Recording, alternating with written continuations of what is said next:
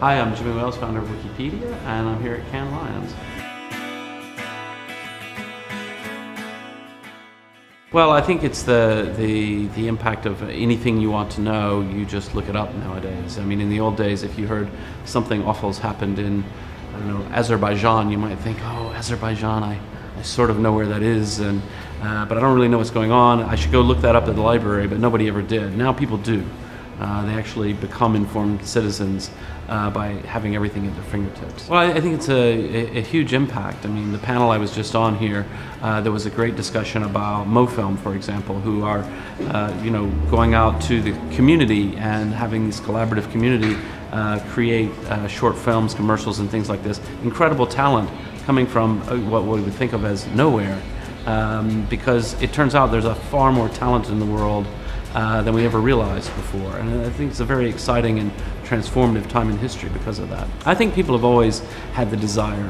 People do like to make things, to create things, but part of the joy of creation is the appreciation that you get from other minds. And so the incredible outpouring of creative work that we're seeing, from completely sort of Wild West things on YouTube to more curated things, I think it's an expression of a fundamental human desire. We are a non-profit organization. We have no plans to change that. I think of Wikipedia as like a temple for the mind. It's a place to go to think, to learn, to reflect.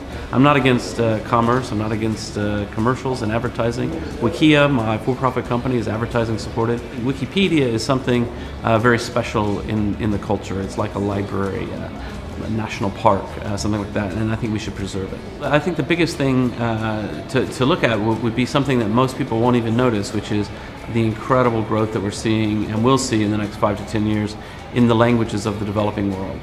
We're in over 200 languages now, but many of those are quite small. But those communities are gaining momentum as the next billion people come online. I mean, it's phenomenal to think about what it's going to mean when we move from today having about 2 billion people online to having 4 billion, 6 billion.